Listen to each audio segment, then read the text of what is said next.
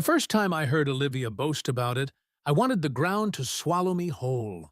We were at Marco's, our favorite Italian spot, a place we'd once gone to celebrate anniversaries and birthdays. When she leaned across the table with a mischievous smirk and said, "Honestly, I'll drain him dry. He won't know what hit him." She laughed like it was the most natural thing in the world, like she was announcing her victory rather than betraying me. The wine in her glass caught the candlelight and sparkled, mocking me. I forced a smile, but my stomach churned. The man she was talking about wasn't me. It was someone from her office, a man she'd been seeing secretly for months. She went on, oblivious to the storm brewing inside me. "I'll take the house, obviously. The car, half the savings. He won't even see it coming, and I'll make sure he can't touch those stupid golf weekends he loves so much." Every word was like a dagger, sharp and gleaming, and yet she delivered them with a light-heartedness that made it worse. She didn't seem to notice the tension building in my hands as they gripped the table edge. She believed this was a joke, some harmless fantasy, but it was the unveiling of a plan, a blueprint of betrayal. For days afterward, I replayed her words in my mind, letting the anger ferment into something cold and controlled. I didn't confront her immediately. I didn't storm out or yell. I waited. I observed.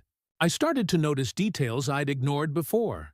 The little expenses she called business trips, the nights she stayed late at the office, the casual glances at her phone she thought I didn't notice.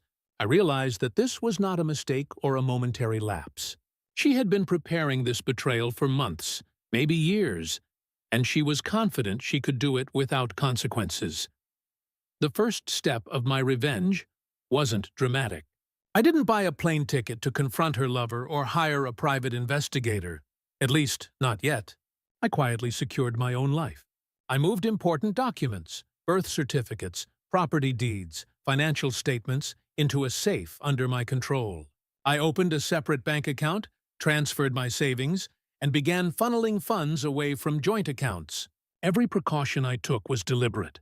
She thought she was setting herself up for the ultimate victory, but she had no idea I was preparing for a war of quiet precision. Meanwhile, I watched her make mistakes. Olivia was careless, and she underestimated me. She left receipts on the kitchen counter, tucking notes under the sofa cushions, never suspecting I would notice.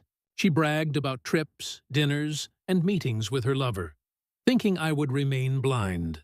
Every bit of information she carelessly left behind I documented. I logged every odd withdrawal from our shared accounts, every unexplained expense. I was building a dossier, not out of sheer vengeance, but to protect myself and the life I had built. Her arrogance was intoxicating, and I let it feed me. Every time she smirked about her plans to drain me dry, I nodded and smiled, like the wounded husband she expected me to be. Confidence, when it is unearned, is fragile, and I was patient. Patience is the greatest weapon in revenge. It allows the other person to overextend, to make themselves vulnerable without even realizing it. The turning point came when she accidentally sent an email intended for her lover to my account. Her fingers had betrayed her, and the words hit me like a physical blow.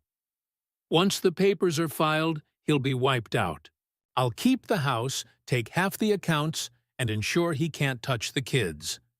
She didn't just brag about her plans, she outlined them, confident and unapologetic. I printed the email, added it to my growing pile of evidence, and felt a cold clarity settle over me. She had been planning to destroy me, and I now held proof in my hands. I contacted a lawyer, one of the most meticulous and strategic in the city.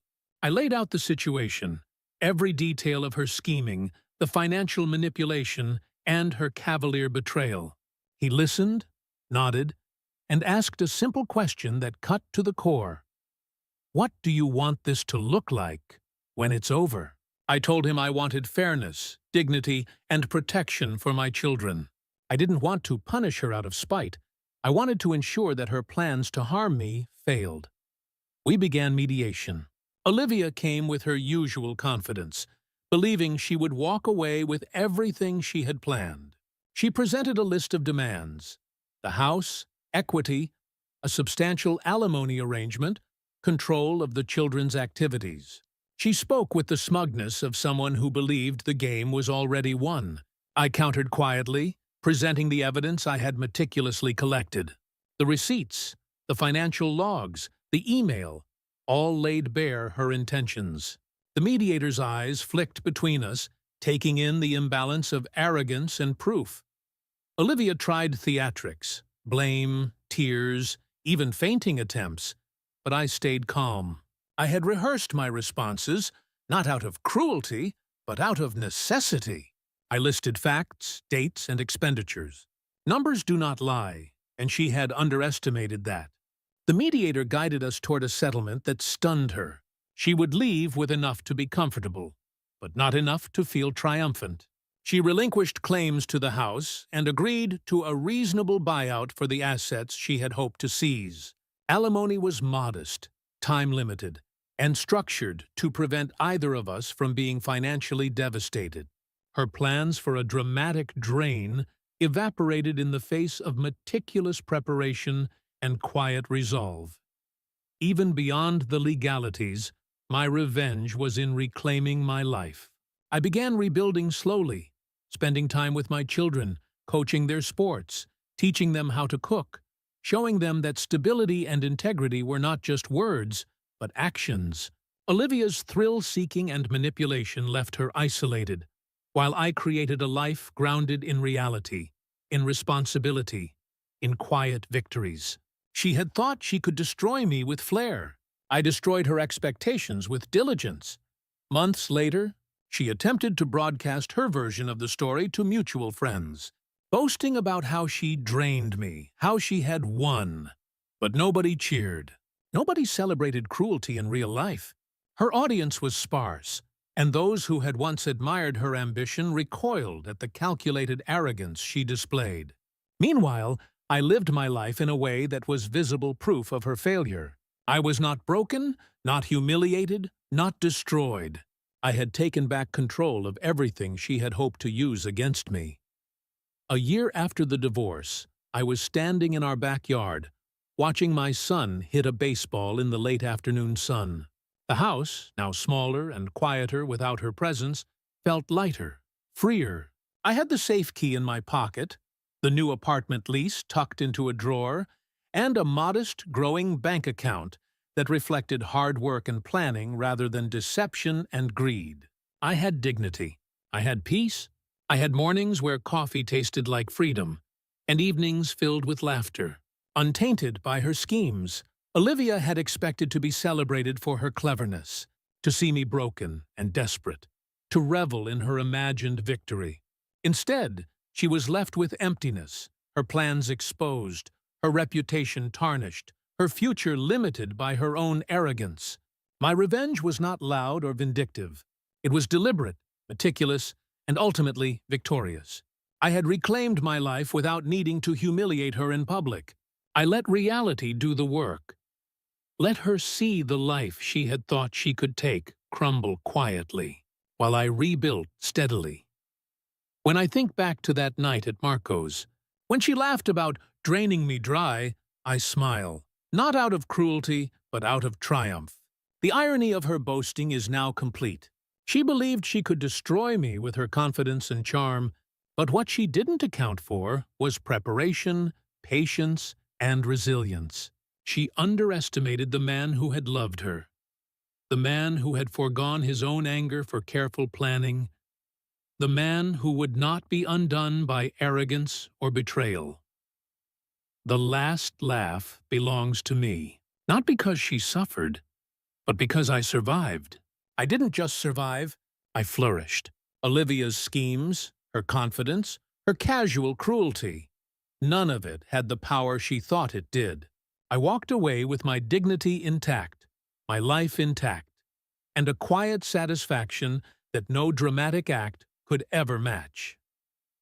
Life after betrayal is not about revenge in the explosive sense. It's about reclaiming what is yours, protecting what matters, and showing by example that deceit and arrogance cannot dismantle a life built on strength, intelligence, and patience. And in that, I succeeded. I'll never forget her words. The night she smirked across the table and said, "I'll drain him dry." She didn't expect my revenge, not because I acted out of anger, but because I acted out of wisdom, out of the desire to protect myself and my family.